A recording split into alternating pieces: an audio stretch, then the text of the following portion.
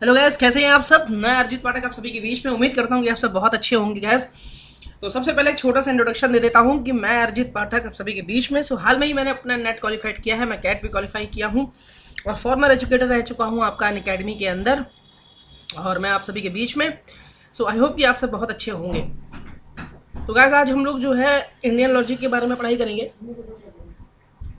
आज हम लोग इंडियन लॉजिक जो है डिस्कस करेंगे। जो है ये फुल मैराथन होगी आपकी, और इंडियन लॉजिक को हम लोग आज पूरा कंप्लीट कर देंगे। ठीक है, आज इंडियन लॉजिक को हम लोग पूरा कंप्लीट करेंगे जो है। और बताइए कैसे हैं आप लोग। हेलो शोभा, हेलो गुल जी, हेलो पारुल, कैसे हो गैस आप सब। क्या हाल है सबके, कैसे हो आप सब।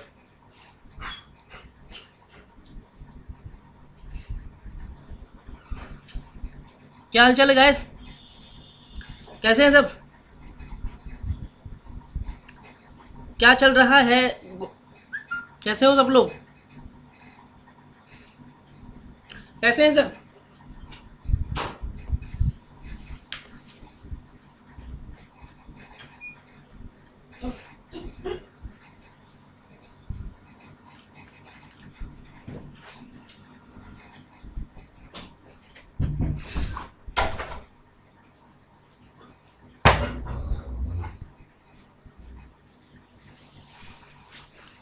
तो गैस, सेशन को हम लोग स्टार्ट करें सेशन को। मैं एकदम ठीक हूँ कुलरेना जी, मैं एकदम ठीक हूँ, मैं भी बिल्कुल ठीक हूँ पारुल, मैं बिल्कुल ठीक हूँ।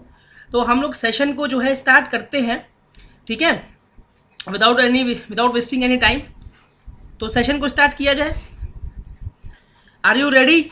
अगर आप लोग रेडी हो तो एक थम्स अप कमेंट बॉक्स में करके दे दो सब। एक थम्स अप तो बनता है।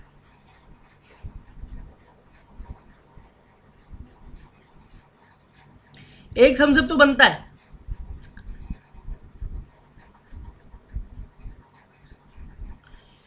अगर आप लोग रेडी हैं तो एक थम्स अप तो बनता है।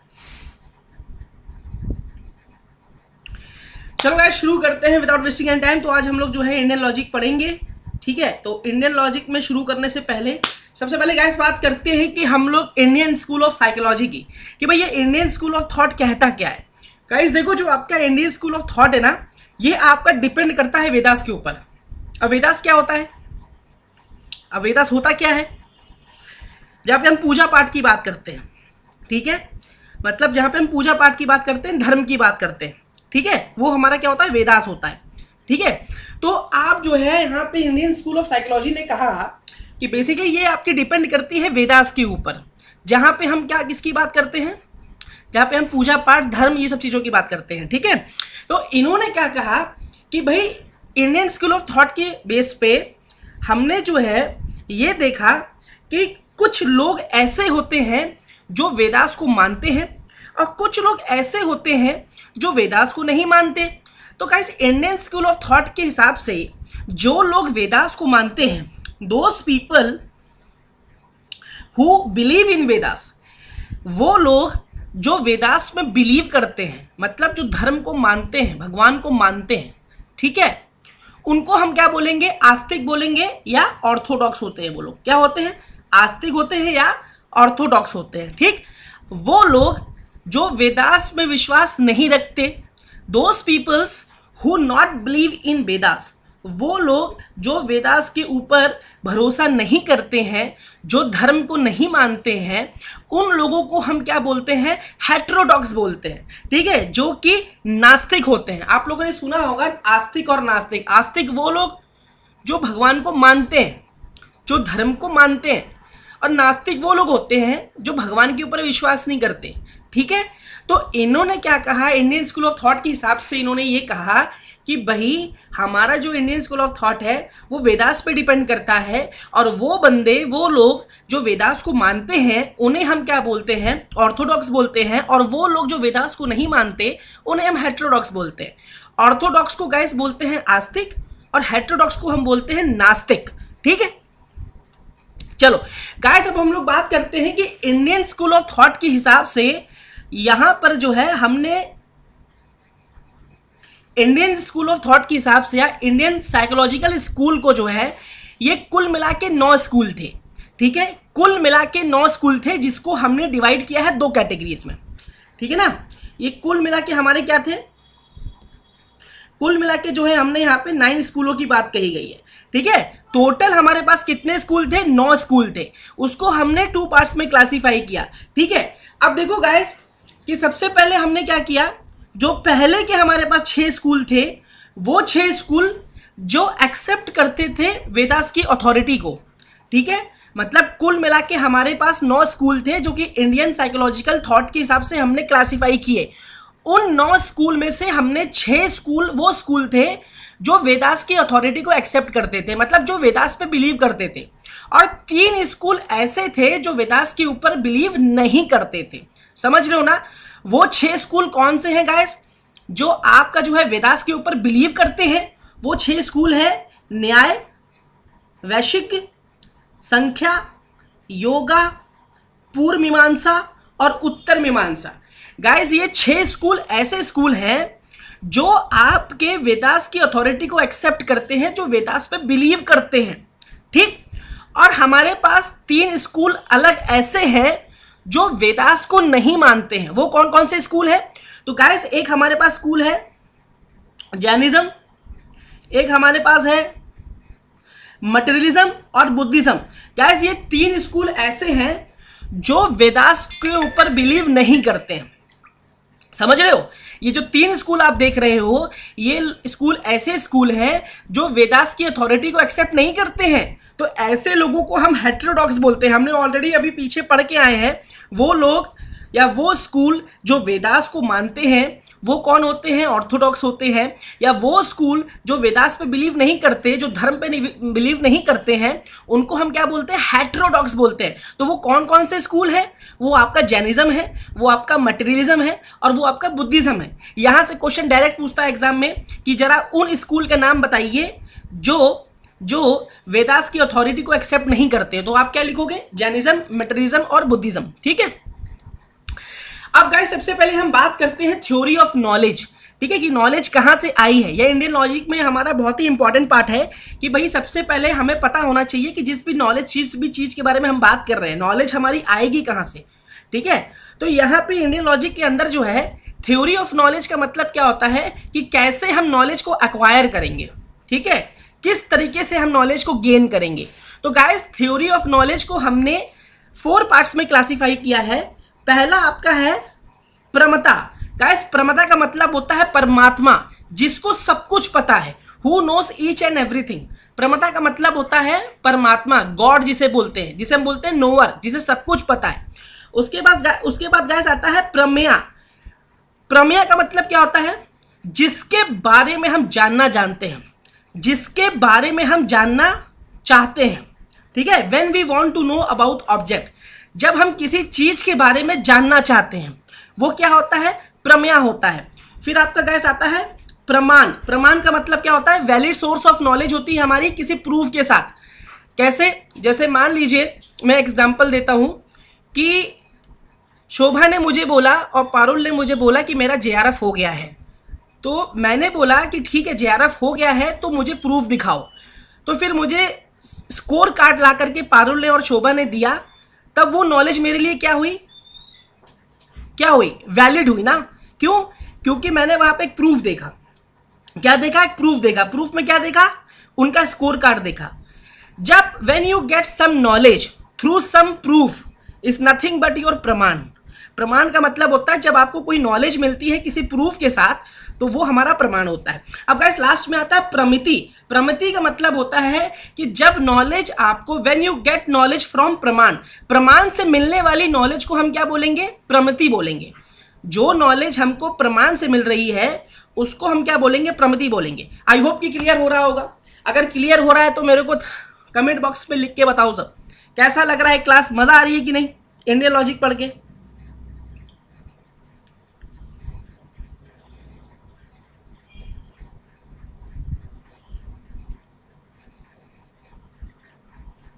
कैसा लग रहा है, मजा आ रही है।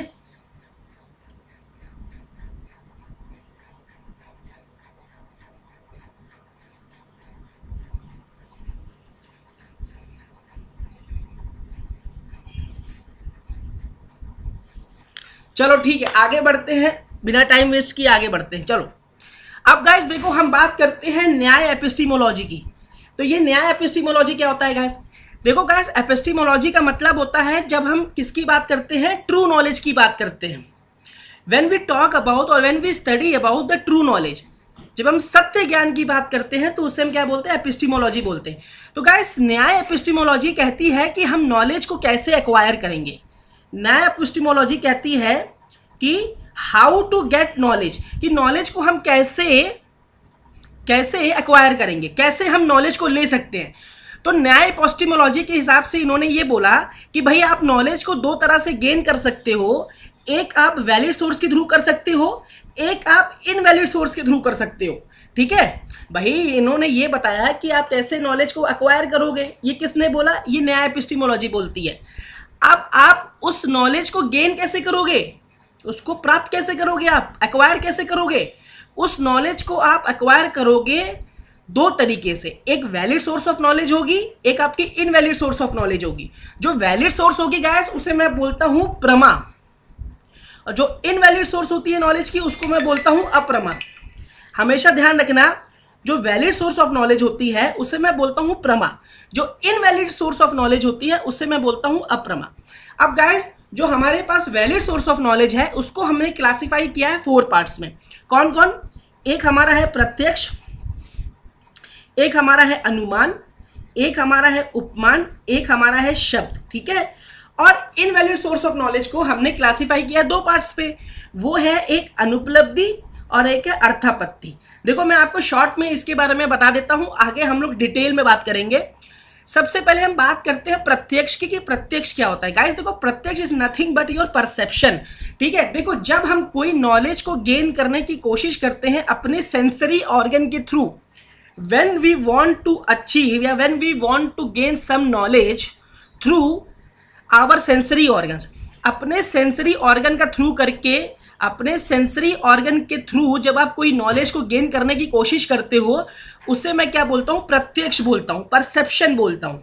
ठीक है, कैसे? स्मेल करके, टच करके, साउंड के थ्रू, कलर के थ्रू, टेस्ट के थ्रू। तो ये आपका क्या होगा, ये आपका प्रत्यक्ष होगा। ठीक, फिर गाइस बात करते हैं अनुमान की। गाइस अनुमान मेरा एक इन्फ्रेंस होता है। तो अनुमान हमें क्या बताता है कि प्रीवियस नॉलेज के बेस पे जब हम न्यू नॉलेज गेन करते हैं, जब हम प्रीवियस नॉलेज के बेस पे न्यू नॉलेज गेन करते हैं, मतलब एक नॉलेज का बेस बना के दूसरी नॉलेज को गेन करना। प्रीवियस नॉलेज के बेस पे जब आप न्यू नॉलेज को क्रिएट करते हो ना, वो अनुमान होता है। अब मैं आपको किसका एग्जांपल देता हूं। सपोज करो पारुल जो है अपनी फैमिली के साथ आउटिंग पे जाती है मनाली, ठीक है, और उसके बाद ये रिजॉर्ट पहुंची। तो जब रिजॉर्ट पहुंची तो जब ये कार का दरवाजा खोल के नीचे उतरी तो मिट्टी जो थी वो गीली थी। तो पारुल ने ये एज्यूम किया कि यहाँ पे मिट्टी गीली है तो हो सकता है यहाँ पे बारिश हुई होगी। तो उसने यहाँ पे एक इन्फ्रेंस लगाया, एक अनुमान लगाया कि यहाँ पे सॉइल आपकी जो है गीली है, मिट्टी आपकी गीली है, तो इसका मतलब है कि भाई बारिश हुई होगी। ठीक है, तो यहाँ पे पुरानी नॉलेज क्या थी, मिट्टी का गीला होना, और नई नॉलेज क्या हुई कि भाई बारिश हुई होगी। तो इसको हम क्या बोलेंगे, अनुमान बोलेंगे। ठीक है, उसके बाद आता है गाइस उपमान। गाइस उपमान का मतलब क्या होता है, उपमान का मतलब होता है आपका, उपमान का मतलब क्या होता है, कंपैरिजन। उपमान का मतलब क्या होता है, उपमान का मतलब होता है कंपैरिजन। ठीक है, जब हम दो चीज के बीच में कंपैरिजन करते हैं, जब हम दो चीज के बीच में कंपैरिजन करते हैं, कैसे? जब आप दो चीज के बीच में कंपैरिजन करके कोई नॉलेज को गेन करने की कोशिश करते हो तो वो उपमान होता है। अब उपमान का मतलब कैसे मैं आपको बताऊं, जैसे सपोज करो, मान लीजिए कि रोहन बोलता है अपने पापा से कि जो मेरी कार है वो एकदम BMW की तरह है। तो यहाँ पे here we are doing comparison between the car of Rohan and with the BMW। यहाँ पे हम रोहन की कार को BMW के साथ कंपेयर कर रहे हैं, तो ये क्या होगा, उपमान होगा, जिसे हम क्या बोलते हैं, कंपैरिजन बोलते हैं। ठीक है, लास्ट में गाइस आता है शब्द। शब्द का मतलब क्या होता है, शब्द का मतलब क्या होता है, गाइस शब्द का मतलब होता है कि when we get some knowledge through a trustworthy person, जब हमें कोई नॉलेज मिलती है किसी ट्रस्टवर्दी पर्सन से, तो हम उसे क्या बोलेंगे, शब्द बोलेंगे। ठीक है, जब हमको कोई नॉलेज मिलती है या जब हम कोई नॉलेज गेन करते हैं किसी ट्रस्टवर्दी पर्सन के थ्रू, जैसे सपोज करिए आपके माँ बाप आपके लिए क्या है, ट्रस्टवर्दी हैं। क्यों? क्योंकि आप उनके बच्चे हो, आप उन पे बिलीव कर सकते हो। अगर आपके मम्मी पापा कहते हैं कि पढ़ लो जिंदगी बन जाएगी, ठीक है, तो कोई ट्रस्टवर्दी पर्सन ही बोल रहा है, तो आप उनके ऊपर बिलीव करोगे। क्यों बिलीव करोगे? क्योंकि वो आपके मम्मी पापा हैं। तो आपको नॉलेज किससे मिली? किसी ट्रस्टवर्दी पर्सन से मिली। ठीक है, जब आपको नॉलेज किसी ट्रस्टवर्दी पर्सन से मिलती है तो वो हमारा शब्द होता है। अब गाइस देखो, इनवैलिड सोर्स क्या है नॉलेज की? वो हमारी दो होती है, एक होती है अनुपलब्धि और एक होती है आपकी अर्थापत्ति। अनुपलब्धि का मतलब होता है, इसको हम बोलते हैं नॉन एप्रिहेंशन। क्या बोलते हैं? Non apprehension. अनुपलब्धि का मतलब होता है किसी चीज के ना होने से हमको जब नॉलेज मिलती है। जैसे मैं अपने कमरे के अंदर गया और वहां पे जग नहीं था, तो जग के ना होने से, किसी चीज के ना होने से मुझे नॉलेज मिलना, उसको मैं क्या बोलूंगा? अनुपलब्धि बोलूंगा। मैं रूम के अंदर घुसा, वो जग नहीं था, मैं रूम के अंदर गया, वहां पे जग प्रेजेंट नहीं था। ठीक है, तो वो क्या हुआ? अनुपलब्धि हो गई। जग का रूम के अंदर ना होना और उससे मिलने वाली नॉलेज को मैं क्या बोलूंगा? अनुपलब्धि बोलूंगा। गाइस उसके बाद आता है अर्थापत्ति। अर्थापत्ति को मैं क्या बोलता हूं? अर्थापत्ति को मैं क्या बोलूंगा? इंप्लीकेशन बोलता हूं। ठीक है, इंप्लीकेशन बोलता हूं। अर्थापत्ति का मतलब क्या होता है गाइस, कि जब हम कोई नॉलेज प्रायर एक्सपीरियंस के बेस पे गेन करते हैं या अपने गैस वर्क के बेस पे जब हम कोई नॉलेज गेन करने की कोशिश करते हैं, तो वो अर्थापत्ति होती है। और ये वैलिड नहीं होती, क्योंकि हम यहाँ पे एजम्पशन करते हैं, एजम्पशन लगाते हैं। ये आपकी एक तरह से हाइपोथेसिस होती है। अब वो आपकी सही भी हो सकती है, गलत भी हो सकती है। ठीक है, अब आइए हम लोग आगे बात करते हैं। तो गाइस देखिए, प्रमाण की अब हम बात करते हैं। प्रमाण हमने आपको ऑलरेडी बता दिया, जिसको हम क्या बोलते हैं? Valid source of knowledge through some proof. जब हम कोई नॉलेज को गेन करने की कोशिश करते हैं किसी प्रूफ के थ्रू, वो हमारी क्या होती है? प्रमाण होती है। जैसे मैंने अभी आपको एग्जाम्पल दिया पारुल और शोभा जी का, कि भाई पारुल और शोभा जो है, इन्होंने मेरे को क्या बोला कि हमारा जेआरएफ हो गया है। तो हमने बोला जेआरएफ हुआ है तो show me your score card. तो वो मुझे अपना स्कोर कार्ड ला के देती हैं, तो मुझे नॉलेज क्या मिली? कि दोनों का जेआरएफ हुआ है। प्रूफ क्या था? Score card. क्या बोलूंगा? प्रमाण। अब गाइस देखो, प्रमाण को हमने 6 टाइप से हमने उसको प्रमाण को यहाँ पे डिस्कस किया है। प्रमाण को हमने क्लासीफाई किया है 6 पार्ट्स में। कौन कौन? एक आपका होगा प्रत्यक्ष, एक आपका होगा अनुमान, एक आपका है उपमान, एक आपका है अर्थपत्ति, एक आपका है अनुपलब्धि, एक आपका है शब्द। अब इसको हमें बारी बारी डिस्कस करना है कि ये है क्या। चलो मजा आएगी। सबसे पहले गाइस बात करते हैं प्रत्यक्ष की। तो प्रत्यक्ष गाइस हमेशा याद रखना, ये मेरी फर्स्ट सोर्स ऑफ नॉलेज होती है। ये मेरी क्या है? फर्स्ट सोर्स ऑफ नॉलेज है। ठीक है, अब देखो, जो कि हमारे सामने प्रेजेंट है। ठीक है, प्रत्यक्ष का मतलब क्या होता है? जिस चीज को हम डायरेक्टली ऑब्जर्व कर रहे हैं, जो चीज हमारे सामने है। ठीक है, मेरे सामने पारुल खड़ी है, तो मैं कहूंगा हाँ यार मेरे सामने मुझे कुछ दिख रहा है ना, मुझे दिख रहा है ना पारुल खड़ी है, शोभा खड़ी है। ठीक है, तो कोई मुझे जो नॉलेज क्या मिलेगी कि भाई मेरे सामने ये लोग खड़े हैं और कोई एक्टिविटी कर रहे हैं। ठीक है, तो इन फ्रंट जब हमें कोई नॉलेज मिलती है या किसी ऑब्जर्वेशन के थ्रू जब हम कुछ नॉलेज गेन करने की कोशिश करते हैं, या अपने सेंसरी ऑर्गन के थ्रू जब हम कोई नॉलेज गेन करने की कोशिश करते हैं, वो आपकी क्या होती है? वो आपके प्रत्यक्ष होती है। ठीक है, देखो यहाँ पे लिखा है कि first source of knowledge which are present in front when we get the knowledge through our sensory organs is nothing but the perception. आपको ऑलरेडी बताया आपके 5 सेंसरी ऑर्गन्स होते हैं। देखो यहाँ पे मैंने बता रखा है 5 सेंसरी ऑर्गन कौन कौन से हैं। एक तो आपका स्मेल है, किसी चीज को सूंघ करके, चख करके, उसके कलर के थ्रू, उसको छू करके, साउंड के थ्रू जब आपको कोई नॉलेज मिलती है तो वो क्या होगा? वो क्या होगा? प्रत्यक्ष होगा। और इसी को गाइस मैं डायरेक्ट परसेप्शन बोलता हूं। अब गाइस देखो, जो प्रत्यक्ष है ना, वो 2 तरह का होता है आपका। ठीक है, कौन कौन सा? एक डायरेक्ट परसेप्शन होती है, एक इनडायरेक्ट परसेप्शन होती है। मतलब जिसको मैं बोलता हूं एक्सटर्नल परसेप्शन, और एक होती है इंटरनल परसेप्शन। अब देखते हैं, गाइस पहले तो हम लोग बात करते हैं कि स्टेजेस क्या क्या है परसेप्शन की। परसेप्शन की स्टेजेस क्या है गाइस? देखो परसेप्शन की दो स्टेज होती है। पहला मेरा क्या है, निर्विकल्प और एक है सर्विकल्प। परसेप्शन की दो स्टेज होती हैं, एक हमारी होती है निर्विकल्प, एक होती है सर्विकल्प। गाइस ये क्या है? गाइस निर्विकल्प हमको बताता है जब हमें कोई नॉलेज मिलती है किसी ऑब्जेक्ट के थ्रू। ठीक है, कोई मान लीजिए ऑब्जेक्ट है, उसके थ्रू मुझे नॉलेज मिल रही है। अब जैसे फॉर एग्जांपल, जैसे सपोज करिए मेरा एक दोस्त है, वो फॉर्च्यूनर कार लेके आया मार्केट में, ठीक है, और मेरे घर आता है और बोलता है कि भाई जरा देख मेरी कार कैसी है, मैंने आज फॉर्च्यूनर परचेज किया है। तो मैंने क्या किया कि उसकी इन डेप्थ स्टडी नहीं की, मतलब मैं कार में बैठ करके चला करके नहीं देखा, मैंने ऊपर ऊपर से देखा कार को।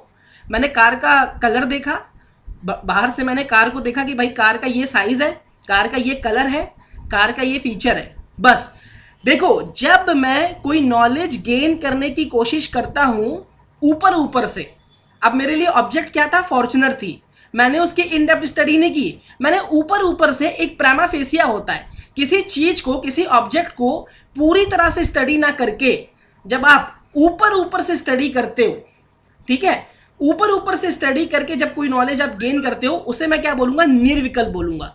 क्यों? क्योंकि देखो यहाँ पे लिखा है here we are not doing any kind of in depth study, we just see the object and gain the knowledge. यहाँ पे केवल हमने फॉर्च्यूनर को देखा और हमने दूर से बता दिया कि भाई कार ठीक ठाक है। ठीक है, अब आपके पास क्या आता है, सर्विकल्प। सर्विकल्प का मतलब गाइस क्या होता है कि जब हमको नॉलेज मिलती है किसी ऑब्जेक्ट से, बट हम उसमें इन डेप्थ स्टडी करते हैं। समझना मेरी बात। सर्विकल्प में क्या होता है कि हमने, देखो फॉर्च्यूनर हमारे लिए एक ऑब्जेक्ट था, ठीक है, अब मैं उस फॉर्च्यूनर में जाकर के बैठूंगा, उसका फीचर्स देखूंगा, उसको चलाऊंगा, तब मुझे पता चलेगा ना कि कार कैसी है। भाई जब तक मैं कार के अंदर बैठूंगा नहीं, उसको चलाऊंगा नहीं, तब तक मैं कैसे बोल सकता हूं? तो जब आप किसी ऑब्जेक्ट की इन डेप्थ स्टडी करते हो ना, तो उसको मैं क्या बोलता हूं, सर्विकल्प बोलता हूं।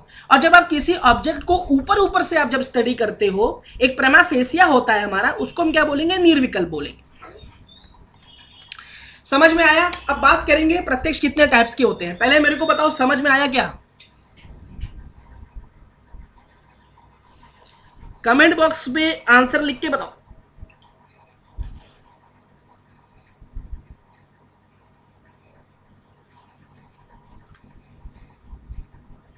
क्लियर है? सबको क्लियर है?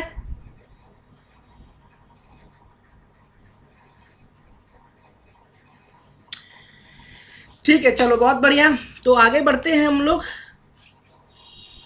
चलो बहुत बढ़िया, समझ में आ रहा है, बहुत अच्छी बात है।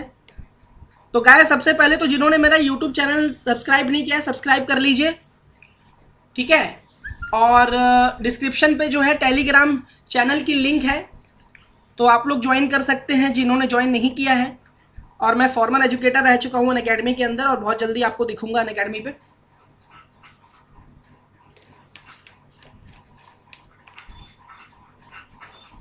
चलिए गाइस बात करते हैं कि परसेप्शन हमारा जो है वो कितने टाइप का होता है। प्रत्यक्ष गाइस हमारा दो तरीके से होती है। एक प्रत्यक्ष हमारा होता है ऑर्डिनरी परसेप्शन, एक होता है एक्स्ट्रा ऑर्डिनरी परसेप्शन।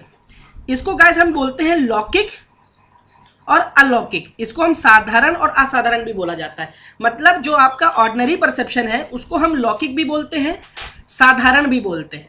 जो आपका एक्स्ट्रा ऑर्डिनरी परसेप्शन होता है उसको हम अलौकिक बोलते हैं और असाधारण बोलते हैं। ठीक, अब बात कर लेते हैं गाइस ये दोनों होता क्या है। गाइस देखो, ऑर्डिनरी परसेप्शन जो होता है या जो लौकिक प्रत्यक्ष होता है ना, ये एक ऐसा परसेप्शन होता है कि भाई ये बताता है कि जब हम कोई नॉलेज, वही पुरानी वाली बात, जब हम कोई नॉलेज अपने 5 सेंसरी ऑर्गन के थ्रू गेन करने की कोशिश करते हैं ना, तो उसे हम क्या बोलेंगे, ऑर्डिनरी परसेप्शन बोलेंगे। देखो यहाँ पे बताया है, ठीक है। ऑर्डिनरी परसेप्शन और अलौकिक प्रत्यक्ष is a perception when we get the knowledge through our 5 sensory organs. अब आपको मैंने बताया था कि परसेप्शन आपका इंटरनल और एक्सटर्नल होता है, ठीक है। अब देखो एक्सटर्नल में कौन कौन सी आपकी आ जाएगी। जब आप नॉलेज को विजुअल के थ्रू, नोज के थ्रू, ईयर्स के थ्रू, स्किन के थ्रू और टंग के थ्रू जब आप पाने की कोशिश करते हो, मतलब विजुअली किसी चीज को देखकर, किसी चीज को सुनकर, किसी चीज को सुनकर, स्किन को देखकर, टच करके, अपने टेस्ट के थ्रू जब आप कोई नॉलेज गेन करने की कोशिश करते हो, तो this is nothing but your external perception. ठीक, इंटरनल परसेप्शन गाइस वो परसेप्शन होता है जो कि आपका इनर सेंस होता है, जो आप अंदर से जो चीज आप सोचने की कोशिश करते हो। ठीक है, अंदर से, जैसे आपका इनर इमोशंस, आपकी इनर फीलिंग्स, आपका कॉग्निटिव डोमेन, आपका परसेप्शन, ठीक है, जो आपके अंदर से आती है। When you get some knowledge through your inner sense, अंदर से आप क्या इंट्यूशन कर रहे हो, आपका कॉग्निटिव डोमेन, आपका थॉट प्रोसेस क्या है किसी ऑब्जेक्ट को लेकर, आपकी इनर फीलिंग क्या है, क्या सोचते हो आप किसी के लिए, तो ये सारी चीजें क्या होंगी, ये आपकी होंगी इंटरनल सेंस। ठीक, अब गाइस बात करते हैं, हमारे पास एक एक्स्ट्राऑर्डिनरी परसेप्शन आता है। गाइस देखो, एक्स्ट्राऑर्डिनरी परसेप्शन को हम बोलते हैं अलौकिक भी बोलते हैं, असाधारण भी बोलते हैं। अब ये होता क्या है गाइस, ये बताता है कि when we get the knowledge beyond the context then it is known as extraordinary perception.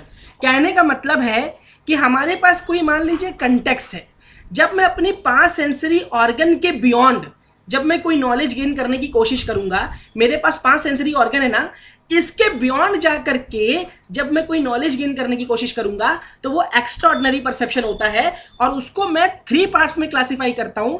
एक आपका आता है सामान्य लक्षण, एक आपका आता है ज्ञान लक्षण, एक आपका आता है योगा। इसके बारे में हम बात करते हैं। गाइस देखो, सामान्य लक्षण का मतलब क्या होता है कि हमने जब कोई छोटा सा ऑब्जेक्ट को देखा, उसके बेस पे हमने क्या की, नॉलेज गेन करने की कोशिश करी। ठीक है, छोटा सा ऑब्जेक्ट मैंने देखा, उसके बेस पे हमने क्या किया, नॉलेज गेन करने की कोशिश की। जैसे कि मैं पार्क में गया तो बच्चे खेल रहे थे, तो मैंने क्या जो है यहाँ पे मेरा थॉट प्रोसेस क्या किया कि भाई मैं जब पार्क में गया तो मैंने क्या देखा, बच्चे खेल रहे हैं, मुझे नॉलेज क्या मिली कि बच्चे खेल रहे हैं। तो ये आपका क्या हो जाएगा, सामान्य लक्षण। एक ऑब्जेक्ट को देखा, ठीक है, और उससे जो आपको नॉलेज मिली। फिर आता है ज्ञान लक्षण। ज्ञान लक्षण का मतलब गाइस यही होता है कि आप अपने 5 सेंसरी ऑर्गन के अलावा कहां तक सोच सकते हो।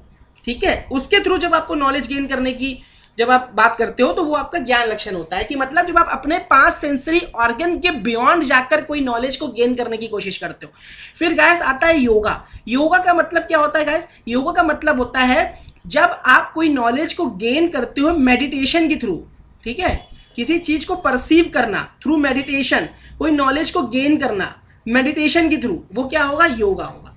अब गाइस देखो, बात करते हैं वही जो मैंने आपको बताया, अलौकिक परसेप्शन या अलौकिक प्रत्यक्ष जो हमारा होता है वो 3 तरह का होता है। जहां पे हमने आपको बताया सामान्य लक्षण का मतलब when we create a knowledge from small thing और ऑब्जेक्ट। आपको बता दिया, किसी छोटी चीज को देखकर जब आप कोई नॉलेज को ड्राइव करते हो वो आपका सामान्य लक्षण होता है। ज्ञान लक्षण में क्या है, when we create a knowledge I hit the 5 sensory organs through normal functionality. अपने 5 सेंसरी ऑर्गन के बियॉन्ड जाके जब आप कोई नॉलेज को गेन करने की कोशिश करते हो, ज्ञान लक्षण होता है। योगा का मतलब क्या हुआ, योगा कह रहा है कि when we create a knowledge through meditation, meditation के थ्रू जब हम कोई नॉलेज को गेन करने की कोशिश करते हैं या जब हम उसको परसीव करने की कोशिश करते हैं तो उसे हम योगा बोलेंगे। आई होप कि क्लियर हुआ होगा। क्या क्लियर हो रहा है सभी को भाई लोग? भाई लोग क्लियर हो रहा है क्या? क्या सभी को क्लियर हो रहा है? कमेंट बॉक्स पे लिख के बताओ फटाफट, क्या क्लियर हो रहा है क्या?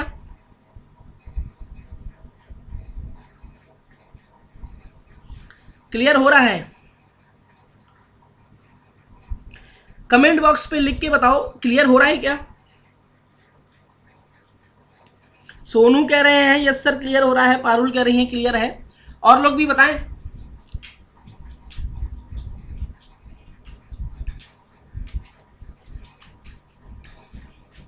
और लोग भी बताइए।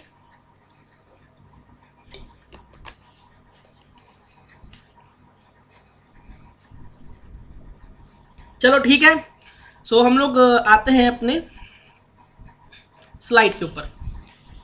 तो गाइस अब बात करते हैं हम लोग कि प्रमाण की जो है, प्रमाण में एक और टाइप से हम लोग पढ़ेंगे जिसको हम बोलते हैं अनुमान। अनुमान हमारा क्या होता है, इन्फ्रेंस होता है। मैंने ऑलरेडी आपको भी पीछे बताया कि इन्फ्रेंस का मतलब क्या होता है, कि ओल्ड नॉलेज के बेस पे कोई नए नॉलेज क्रिएट करना, मतलब एक नॉलेज के बेस पे दूसरी नॉलेज का पता लगाना ही क्या होता है, अनुमान होता है। अनुमान को हम इन्फ्रेंस बोलते हैं। ये हमारा फोरकास्टिंग जब हम कोई चीज की करते हैं या प्रिडिक्शन करते हैं किसी चीज की, तो उसे हम क्या बोलेंगे, अनुमान। देखो यहाँ पे क्या लिखा है, when we are trying to gain new knowledge based on the previous knowledge is nothing but the अनुमान। जब हम कोई नई नॉलेज को गेन करने की कोशिश करते हैं अपने प्रीवियस नॉलेज के बेस पे, तो उसे हम क्या बोलेंगे, अनुमान बोलेंगे। तो मैंने आपको ऑलरेडी एग्जांपल दिया है। जैसे सपोज करिए बादल गरज रहे हैं, तो बादल गरज रहे हैं, तो गुलरेना जी ने ये अनुमान लगाया कि बादल गरज रहे हैं तो इसका मतलब बारिश होगी। तो बादल का गरजना क्या हुआ, ये आपकी ओल्ड नॉलेज हुई, इसको मैं बोलता हूं लिंगा। ठीक है, जो आपकी ओल्ड नॉलेज होती है हम उसको लिंगा बोलते हैं। अब आपकी न्यू नॉलेज क्या हुई कि बारिश हो सकती है, तो ये आपकी न्यू नॉलेज हो गई। तो मतलब ओल्ड नॉलेज से आप नई नॉलेज की ओर आ गए, मतलब ओल्ड नॉलेज के बेस पे आपने क्या किया, न्यू नॉलेज पे आप आ गए ना।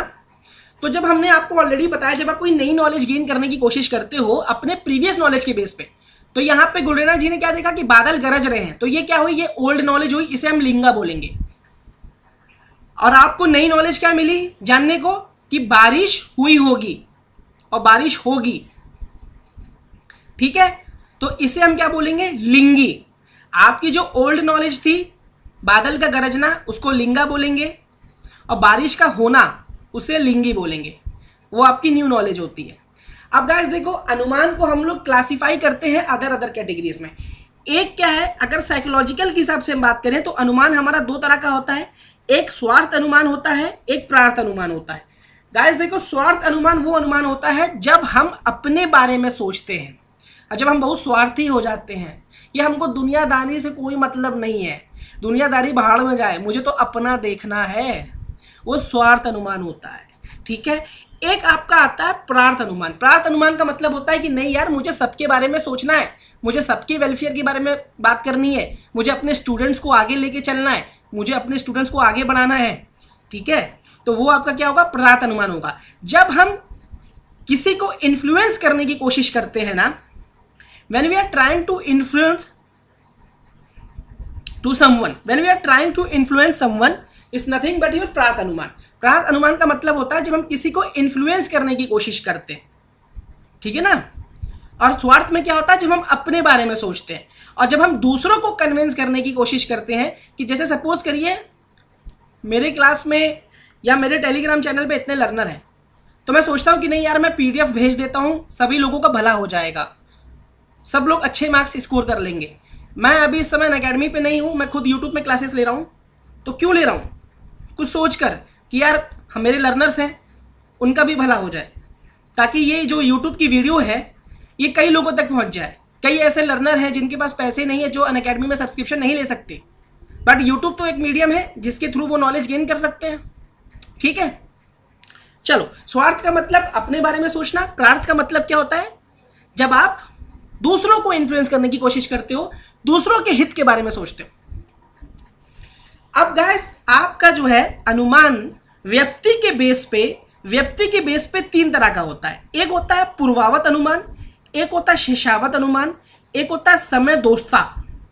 तो गाइस, पूर्वावत अनुमान का मतलब क्या होता है, जब हम कोई चीज इन्फ्रेंस करते हैं, जब हमारा अनुमान बेस्ड होता है कॉज और इफेक्ट के ऊपर। इसके अंदर गाइस हम क्या करते हैं, पहले परसीव करते हैं कॉज को, फिर इफेक्ट को।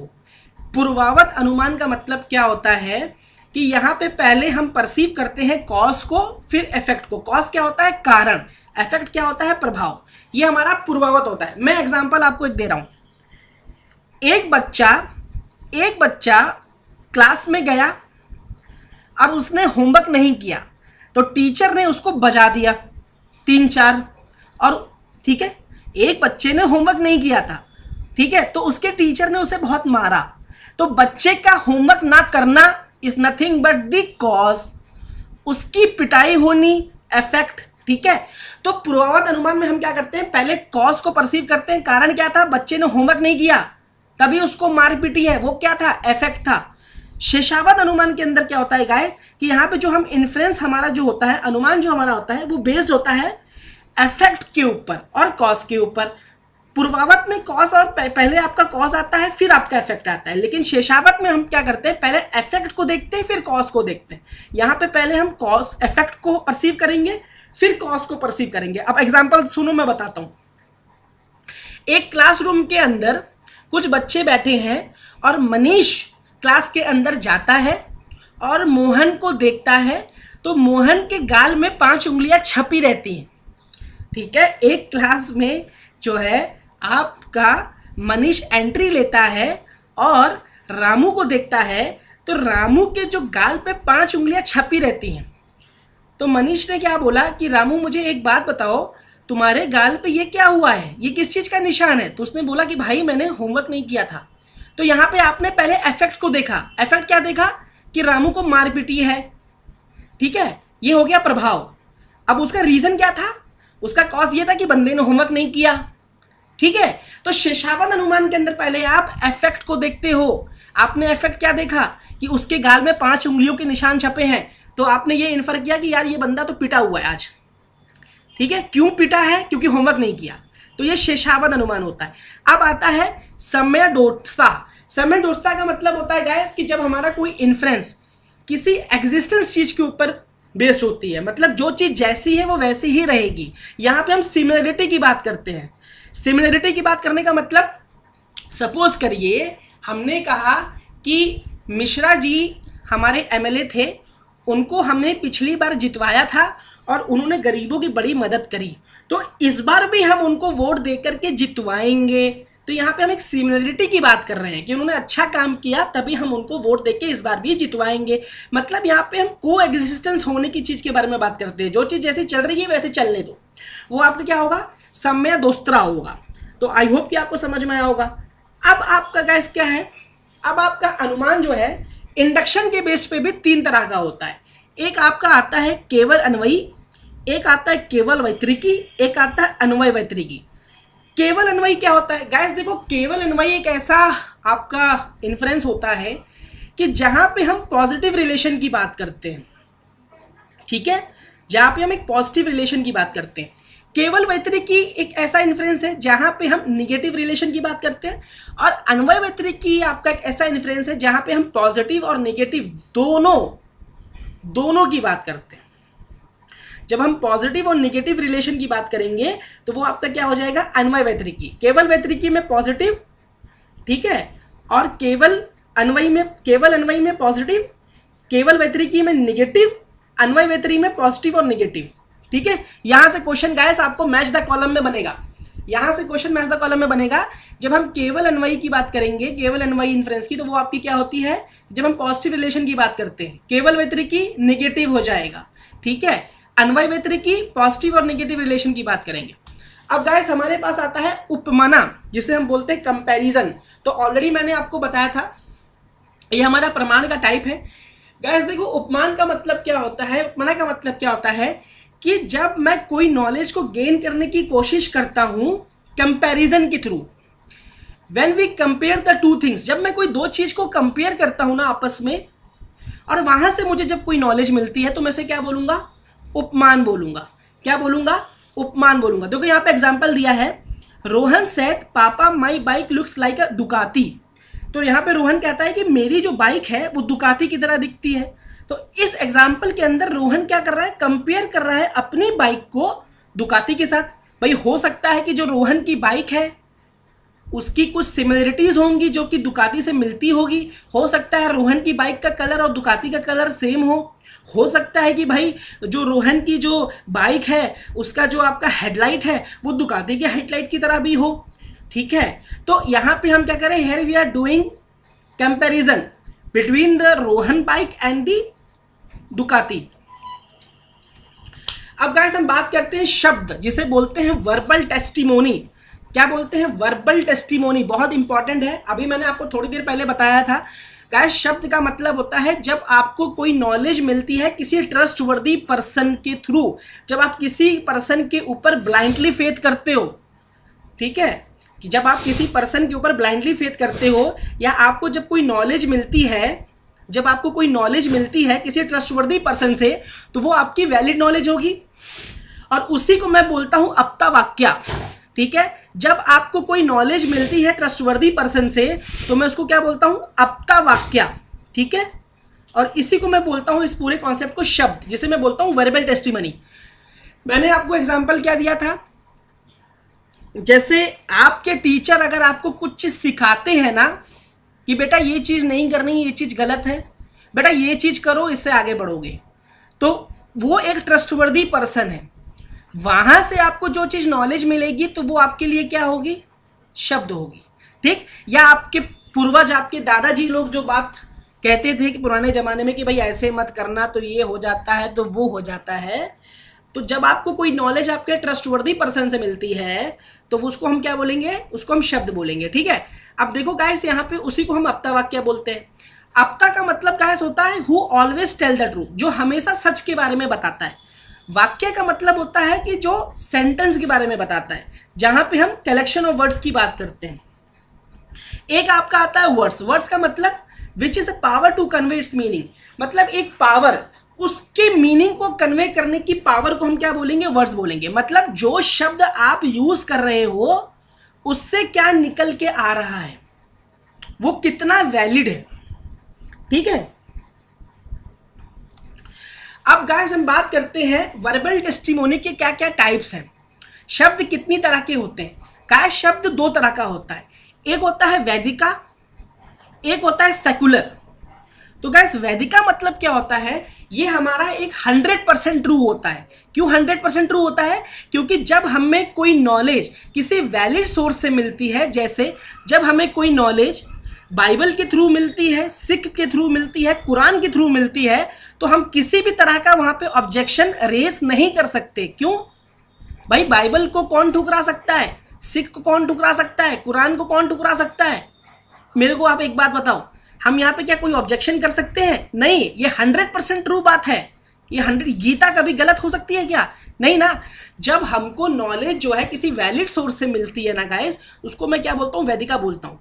ठीक है, जब आपको नॉलेज बाइबल के थ्रू मिल रही है, सिख के थ्रू मिल रही है, कुरान के थ्रू मिल रही है, आप यहाँ पे किसी भी तरह का ऑब्जेक्शन नहीं कर सकते कि नॉलेज गलत है, इसमें जो चीज लिखा है वो गलत है। क्यों नहीं बोल सकते?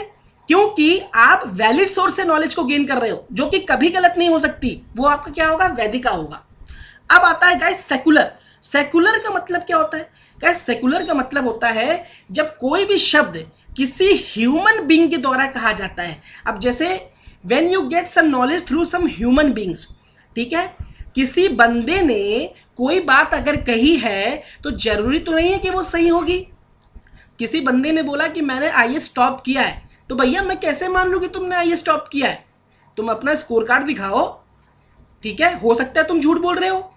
तो सेकुलर में क्या होता है, जब ह्यूमन बींग्स कोई बात कहती है, उसके थ्रू हमें जो कोई नॉलेज मिलती है, तो वो हमारा क्या होता है? सेकुलर होता है। तो उसके अंदर हम ऑब्जेक्शन रेज कर सकते हैं कि नहीं भाई, हम तुम्हारे पे बिलीव नहीं करेंगे, पहले तुम हमें अपना स्कोर कार्ड दिखाओ। ठीक है, तो हम किसी के ऊपर ब्लाइंडली ट्रस्ट नहीं करते। बट वेदिका के अंदर हम लोगों के ऊपर ब्लाइंडली ट्रस्ट करते हैं। क्यों? क्योंकि आपकी जो गीता है, जो आपकी बाइबल है, वो कभी भी गलत नहीं हो सकती। और सेकुलर में क्या होता है, हम ह्यूमन बींग्स की बात करते हैं।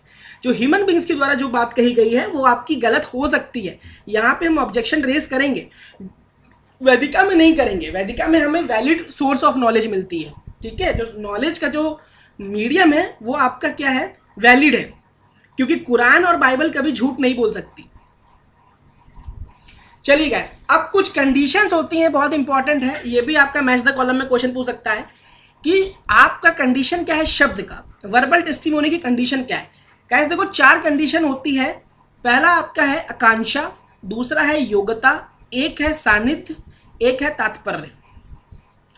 गाइस आकांक्षा क्या बोलता है कि जब हम किसी शब्द को रिलेट करते हैं किसी दूसरे शब्द के साथ, और जब हमको कुछ मीनिंग मिलती है उसमें से, ठीक है, आकांक्षा बोलता है कि जब मेरे पास कोई वर्ड है, ठीक है ना, उसको मैंने किसी दूसरे वर्ड से रिलेट किया तो मुझे कुछ मीनिंग मिलना चाहिए। ठीक है, उसकी उस शब्द की कुछ मीनिंग होनी चाहिए। ठीक है ना, समझ रहे हो? जब मैंने किसी एक वर्ड को दूसरे से कंपेयर किया तो उससे मुझे कुछ रिजल्ट मिलना चाहिए, तो वो क्या होता है? आकांक्षा। योग्यता क्या बोलता है? जो आप वर्ड्स यूज कर रहे हो वो आपस में कॉन्ट्राडिक्ट नहीं होना चाहिए, ठीक है? मतलब जो भी शब्द आप यूज कर रहे हो वो आपका कॉन्ट्राडिक्ट नहीं होना चाहिए। सान्निध्य क्या बोलता है कि there should not be the long interval between the words. जो भी शब्द आप यूज कर रहे हो उनके बीच में इंटरवल आपका कम होना चाहिए। जैसे मान लीजिए फॉर एग्जाम्पल, अभी मैं एक जनरल एग्जाम्पल लेता हूं, पारुल बहुत अच्छी हैं, गुरलेना जी बहुत अच्छी हैं, शोभा बहुत अच्छी हैं, आप सब बहुत अच्छे हो। अब मैं बोलता हूं आप सब बहुत अच्छे हो, तो यहां पे क्या है? यहां पे वर्ड्स के बीच में आपका गैप आ गया, तो गैप नहीं आना चाहिए, ठीक है? जो भी वर्ड्स का आप यूज कर रहे हो वहां पे आपका इंटरवल जो होना चाहिए वो बहुत ही कम होना चाहिए, ठीक है? वो कौन बोलता है? सान्निध्य बोलता है वो। फिर आपका आता है तात्पर्य। तात्पर्य का मतलब क्या होगा?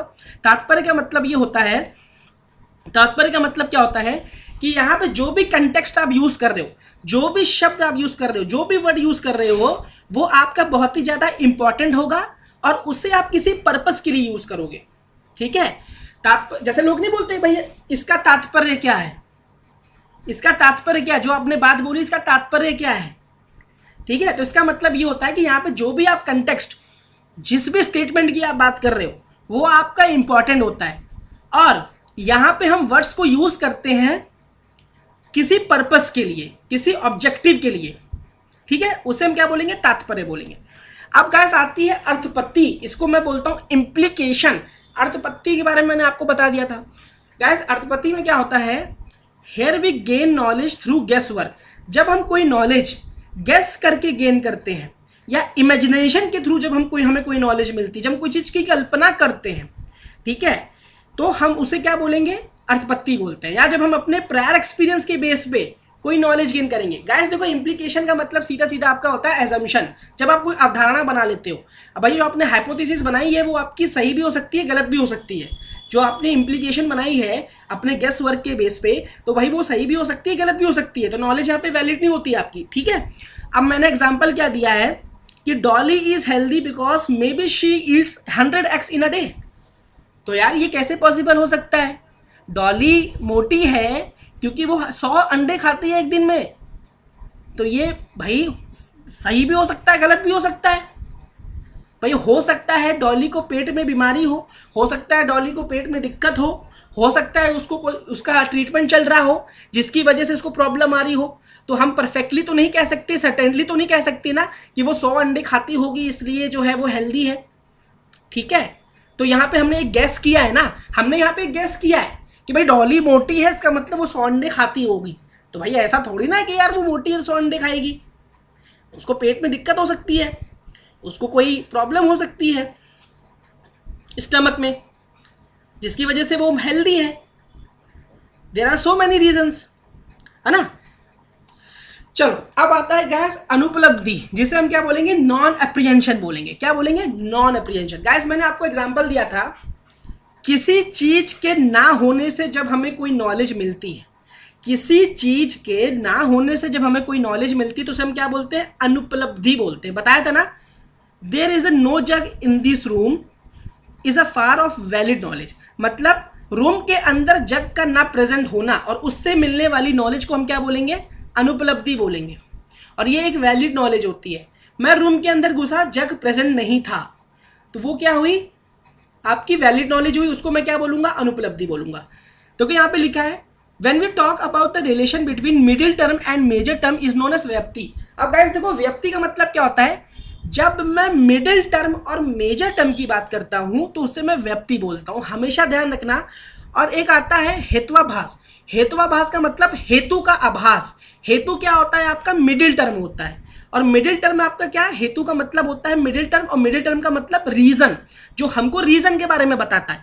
अगर आपका रीजन ही फॉल्टी हो गया, अगर आपका रीजन ही गलत है तो क्या होगा? एरर आने की चांस होगी, और उसे मैं क्या बोलूंगा? उसे बोलूंगा हेत्वाभास। गाइस ये एक फैलेसी होती है। जब आपका जो मिडिल टर्म है ना, मिडिल टर्म को मैं हेतु बोलता हूं, हेतु का मतलब रीजन होता है। जब आपका रीजन ही गलत है, तो जब आपका रीजन गलत है तो ऐसी फैलेसी को मैं क्या बोलूंगा? हेत्वाभास बोलूंगा। जब आपके रीजन में जब किसी तरह का प्रॉब्लम आता है, जब आपका रीजन गलत होता है, तो उससे मैं हेतुआभास फैलेसी बोलता हूं। अब गाइस हम बात करते हैं, हमारे पास 5 पिलर होते हैं अनुमान के। हमारे पास अनुमान के गाइस 5 पिलर होते हैं। सबसे इंपॉर्टेंट है, जिससे मैंने एक निमोनिक्स बनाया था, जिसको हम बोलते हैं फून, पी, ठीक है, क्या बोलते हैं, फून, PHU और N, ये निमोनिक्स हमने बनाया था।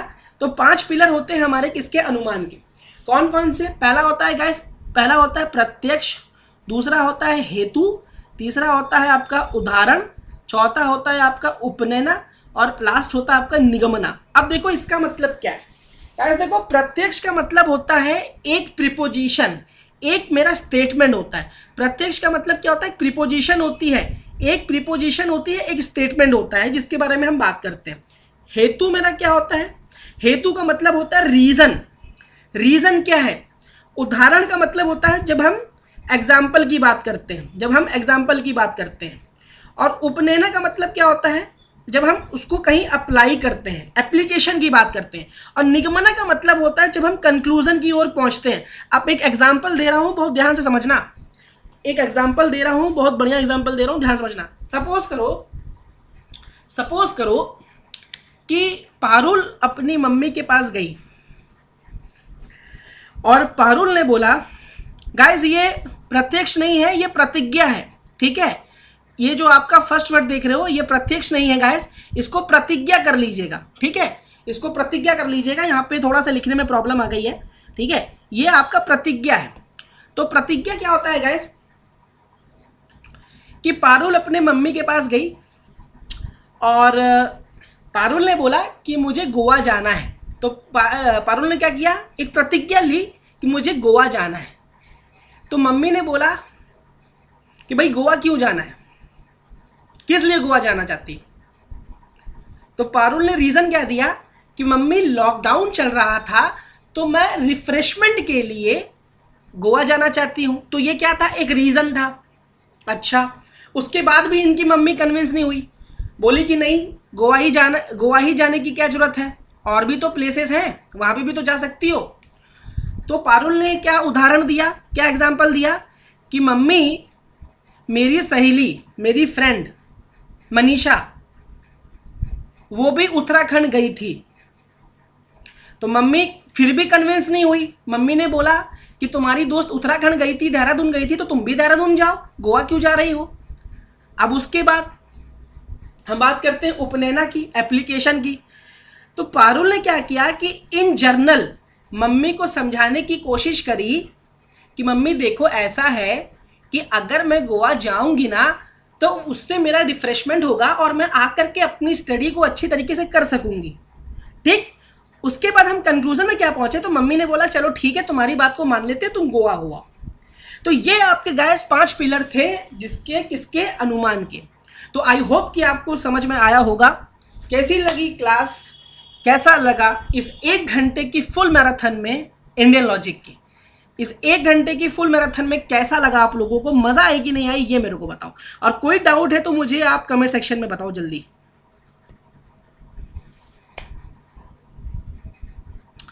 बहुत बढ़िया, अमर मणि का स्वागत है हमारे बीच में। हेलो अमर, गुड इवनिंग। ज्योति जी गुड इवनिंग। कैसा लगा, वो भी कहीं और गई, बिल्कुल सही है। तो कैसा लगा, नाइस सेशन, बहुत बढ़िया। अमर कह रहे हैं बहुत अच्छा लगा जो है। और सब भी बताइए कैसा रहा, मजा आई कि नहीं आई, कैसा रहा गाइस, सेशन कैसा था, बढ़िया था कि नहीं था, अच्छा लगा कि नहीं लगा, कमेंट बॉक्स में लिख के बताओ आप लोग।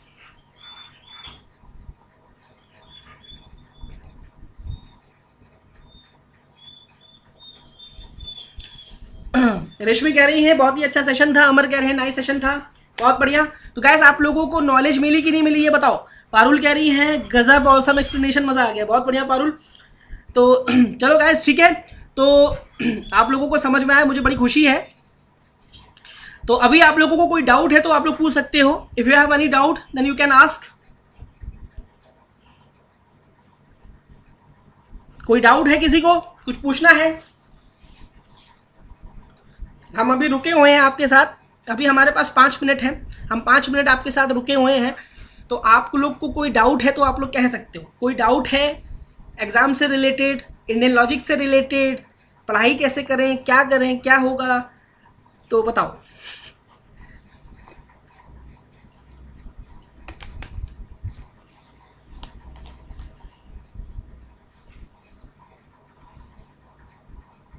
पारुल कह रही है कोई डाउट नहीं है।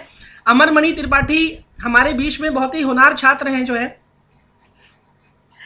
और हाल में ही उन्होंने अपना नेट क्वालिफाई किया है जो है सोशल वर्क में। अभी वो जेआरएफ के लिए प्रिपरेशन कर रहे हैं और हमारे बहुत अच्छे लर्नर हैं। उसी तरीके से पारुल है, उसी तरीके से सब हैं। पारुल कह रही है क्रिस्टल क्लियर हो गया, बहुत बढ़िया। और सब भी बताओ। रेशमी हमारी बहुत पुरानी लर्नर है जो कि अनअकैडमी पे हमारे साथ जुड़ती थी, हमेशा आती थी भी। तो आप लोग बताइए कैसा लगा सेशन, मजा आई कि नहीं आई। अगर कोई डाउट है तो आप मुझसे पूछ सकते हो।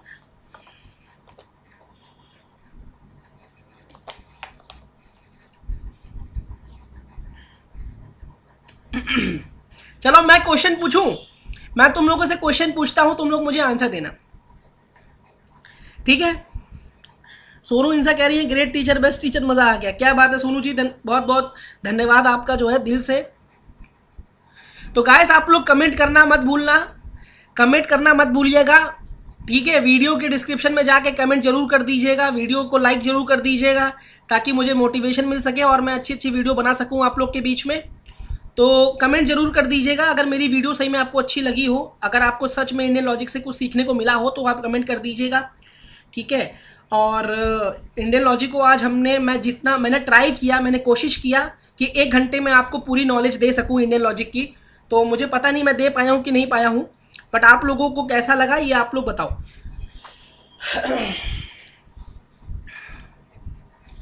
आप लोगों को मज़ा आई तो मुझे भी मज़ा आई।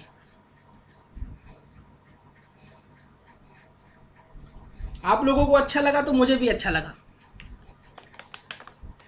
तो गाइस एक चीज़ और मैं कहना चाह रहा हूँ कि जो मैनेजमेंट के स्टूडेंट्स हैं या जो कॉमर्स के स्टूडेंट्स हैं उनके लिए मैं कल मार्केटिंग की मैराथन लेके आ रहा हूँ, ठीक है।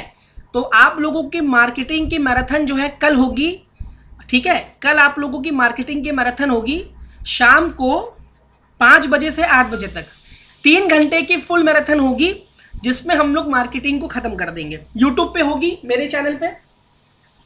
तो 5 बजे से 8 बजे तक हम लोग कल मार्केटिंग को ख़त्म कर देंगे।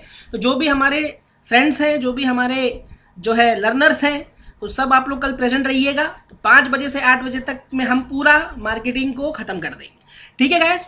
तो आई होप कि सेशन आप लोग को बहुत अच्छा लगा होगा, ठीक है। तो आप लोग अपना ख्याल रखिए, फिर आप लोगों से कल मुलाकात होगी। लास्ट वाला एग्जाम्पल रिपीट कर दो प्लीज़। लास्ट वाला एग्जाम्पल बोल रही हैं सोनू जी, सोनू जी कह रही हैं लास्ट वाला एग्जाम्पल। देखो लास्ट वाला एग्जाम्पल क्या था सोनू जी, मैंने ये बताया कि ये आपके 5 पिलर होते हैं अनुमान के, ठीक। पहला होता है प्रतिज्ञा, प्रत्यक्ष। दूसरा होता है हेतु, तीसरा होता है उदाहरण, चौथा होता है उपनयना, 5वां होता है निगमना। देखो सोनू जी, जो प्रतिज्ञा का मतलब क्या होता है, एक प्रीपोजिशन होती है जब मैं कोई स्टेटमेंट बनाता हूं। जैसे मान लो रिसर्च करने जा रहे हो तो एक प्रॉब्लम स्टेटमेंट होगी ना आपके पास, एक प्रॉब्लम होगी ना। जैसे कोरोना वायरस है तो ये एक स्टेटमेंट है, ये एक प्रॉब्लम है, ठीक है। उसके बाद आप क्या करते हो, हेतु की बात करते हो। हेतु क्या होता है, जो आपको रीजन देता है। अब आपने ये टॉपिक जो लिया है वो क्यों लिया है, इसका पर्पस क्या था, इसका रीजन क्या था। तो आप बताओगे मुझे रिसर्च करनी है, मैंने इसलिए ये टॉपिक लिया। उसके बाद उदाहरण की बात करते हैं। उदाहरण मतलब एग्जाम्पल होता है। तब आप इसमें एग्जाम्पल क्या दोगे कि भाई मैंने जो है मेरे चाचा का लड़का रिसर्च करता है तो इसलिए मैं भी रिसर्च कर रही हूँ। फिर आता है उपनयना, एप्लीकेशन। तो जो आप रिसर्च कर रही हो जब आप उसको कहीं आप साइंटिफिक वर्ल्ड में कहीं अप्लाई करती हो तो उसको हम क्या बोलेंगे, उपनयना बोलेंगे। कंक्लूजन क्या आएगा कि आप जो रिसर्च वर्क कर रहे हो वो कंप्लीट हो गया। तो ये 5 स्टेप होती है हमारी अनुमान की। और जो आप एग्जाम्पल बोल रही थी वो भी मैं बोल देता हूँ, पारुल वाला। मैंने कहा कि पारुल अपनी मम्मी के पास गई और बोली और प्रतिज्ञा ली कि मुझे गोवा जाना है। तो ये एक स्टेटमेंट हो गया। लेकिन उसकी मम्मी कन्विंस नहीं हुई, बोली गोवा क्यों जाना है, अभी कोरोना चल रहा है, गोवा नहीं जाना। तो अब हम बात करते हैं हेतु की। हेतु का मतलब होता है रीजन। तो पारुल ने रीजन क्या दिया कि मम्मी ऑलरेडी लॉकडाउन खत्म हो चुका है, मैं 1 साल से घर में बैठी हुई हूँ, मुझे अपने को रिफ्रेश करना है, ठीक है, तो मुझे गोवा जाना है। तब भी मम्मी कन्विंस नहीं हुई। उसके बाद पारुल ने एग्जाम्पल दिया कि मनीषा जो है उत्तराखंड अभी घूम के आई है, उत्तराखंड में देहरादून घूम के आई है, तो मम्मी फिर भी नहीं कन्विंस हुई। मम्मी बोलती कि भाई मनीषा उत्तराखंड देहरादून गई है तो तुम भी देहरादून जाओ, गोवा क्यों जा रही हो? अब भी मम्मी कन्विंस नहीं हुई। अब बात करते हैं एप्लीकेशन की। तो एप्लीकेशन का मतलब होता है डीजीपी। डीजीपी का मतलब होता है जब मैं जर्नल से पार्टिकुलर की ओर जाता हूं। तो यहाँ पे पारुल ने एक जर्नल स्टेटमेंट बना दिया कि मम्मी देखो ऐसा है कि अगर मैं गोवा जाऊंगी तो मेरा माइंड रिफ्रेश होगा और मैं आऊंगी तो अच्छी तरीके से पढ़ाई करूंगी, तो मेरा जेआरएफ के लिए वो बहुत ही ज़्यादा बेहतर होगा, मेरे ग्रोथ के लिए बेहतर होगा। फिर लास्ट में कंक्लूजन क्या निकला कि उनकी मम्मी ने बोला ठीक है पारुल, जा जी ले अपनी जिंदगी, चली जा गोवा। ठीक है guys, thank you. I hope कि समझ में आया होगा, आई होप कि समझ में आया होगा। सोनू जी, सोनू जी समझ में आया होगा, आई होप कि समझ में आया होगा। क्लियर है? समझ में आया क्या? मजा आई क्या? समझ में आया क्या?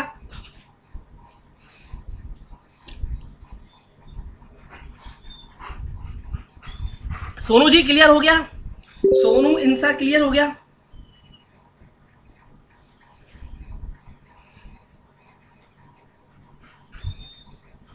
Clear guys? चलो ओके, ठीक है guys, so we end of this session. So मुलाकात करेंगे आपसे बहुत जल्दी, ठीक है। तो कल जो हमारे कॉमर्स मैनेजमेंट के साथी हैं उन लोग से हम लोग मुलाकात करेंगे, ठीक है। चलिए, थैंक्स अलॉट गुडरेना जी, थैंक्स अलॉट। तो गाइस कमेंट्स जरूर कर देना, कमेंट्स करना मत भूलना, लाइक करना मत भूलना, ठीक है। सो मुलाकात होती है। यस सर, मुझे आ गया अच्छे से, बहुत बढ़िया पारुल। ठीक है guys, okay, take care, bye bye, ख्याल रखिएगा अपना।